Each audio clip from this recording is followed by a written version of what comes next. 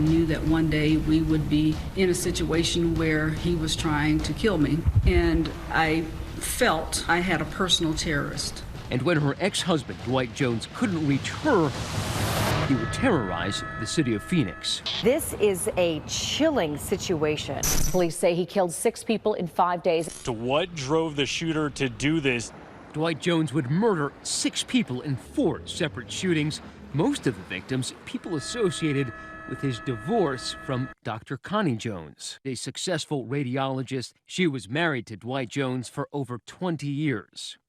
And she details the decades-long personal hell her ex-husband put her and their young son through. Much of his threatening was that if I left him, that he would kill me. He also threatened to take our child. He said he would take him to Mexico and I would never see him again. And he also considered murder-suicide of all 3 of us. Before and after their contentious divorce, her divorce attorney tells us he threatened her. It wasn't just, I'll leave you kinds of threats. It's, I'm going to put a gun to your head and they're going to find you at the bottom of the pool. The bottom of the pool was a big thing for him. I really have been on high alert for the last 9 years. I expected that he would target me. Living in a constant state of fear, her attorney, Elizabeth Feldman, hired Richard Anglin to be Connie's private investigator and bodyguard. He would later become her husband, taking extreme measures to protect Jones and her child. We had 3 safe houses, countless rental cars. We had attack-trained dogs that were 24-hour security. Dwight Jones repeatedly tried to get through our security, but he was never able to gain access to the family. But it wasn't because he didn't try. The security, while elaborate, ultimately proving necessary. Jones finally snapped, killing those 6 people before turning the gun on himself. We feel great sorrow for the families and for the victims. 6 innocent people who were killed at the hand of a maniac. It was 2 weeks ago when the terror began. Witnesses say they heard Dr. Stephen Pitt, a world-renowned forensic psychiatrist, arguing with someone outside his Phoenix office. Gunshots soon ringing out. The 59-year-old left dead on the ground. Less than 24 hours later, police respond to 911 calls at a Scottsdale law office where 2 paralegals had been shot. One of the women, Valeria Sharp, managing to crawl outside to this bus, begging the driver to call 911. She is bleeding from her face.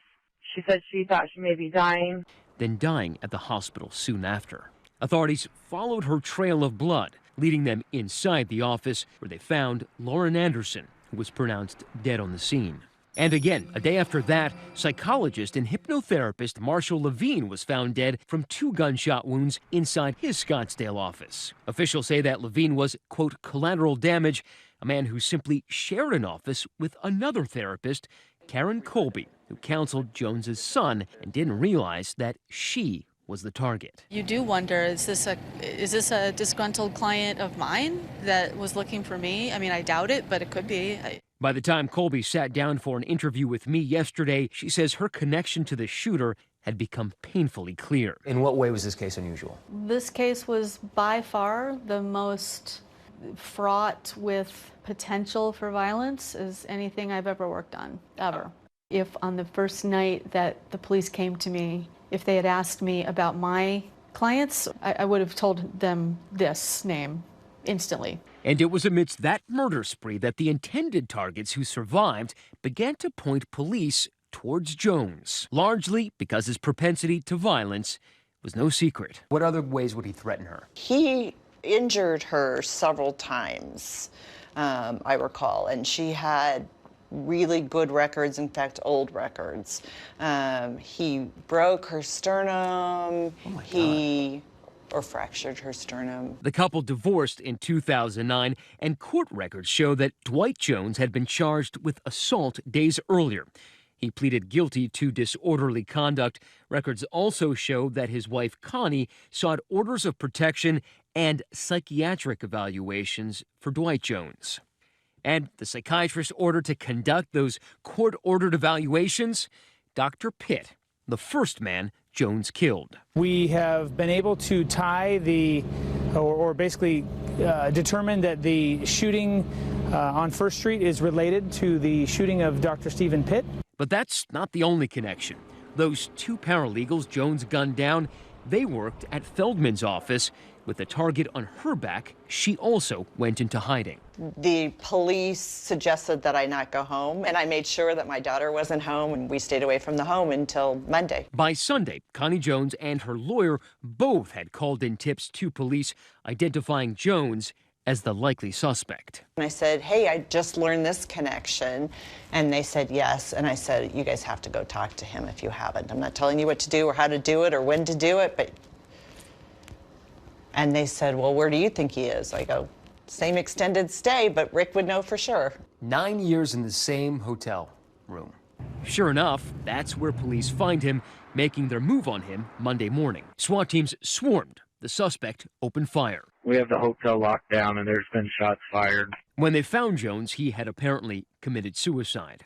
Feldman recalls there were red flags everywhere and that the killing spree came as no surprise. After the divorce was finally concluded, did you ever wonder if you would read that Dr. Connie Jones has been killed by her husband? It would not have surprised me.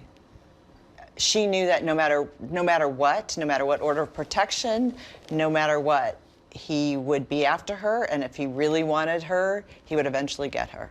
And experts point to the often intertwined and troubling link between domestic violence and gun violence. There are laws all across the country that protect domestic violence victims in the event that their perpetrator has access to weapons. In my experience, those laws aren't always upheld in the ways that they should be. Connie and her husband are now speaking out, saying more could have, should have been done to prevent her ex's killing spree. I think certainly if they had not pled him down to disorderly conduct, he would have had a more significant claim on his record, and then he would not have been able to carry a gun. I think that we could do a much better job listening to all survivors, women, men, when they say that they're being abused, and making sure that we're not only taking them seriously, but that we're providing them safe spaces and avenues and resources to protect themselves. And tonight, Dr. Jones has a message for those in abusive relationships. I could sum it up with a quote by Maya Angelou. She says that when someone shows you who they are, believe them. This is not something that someone could change, because someone who truly loved you would not do that. And again, I think many times because of the persistence of the abuser in the fact that they're sorry and they didn't mean it and they're never going to do it again, it's not going to stop. It's going to get worse. For Nightline, I'm Matt Gutman in Scottsdale, Arizona. Hi everyone, George Stephanopoulos here. Thanks for checking out the ABC News YouTube channel. If you'd like to get more videos, show highlights, and watch live event coverage, click on the right over here to subscribe to our channel, and don't forget to download the ABC News app for breaking news alerts. Thanks for watching.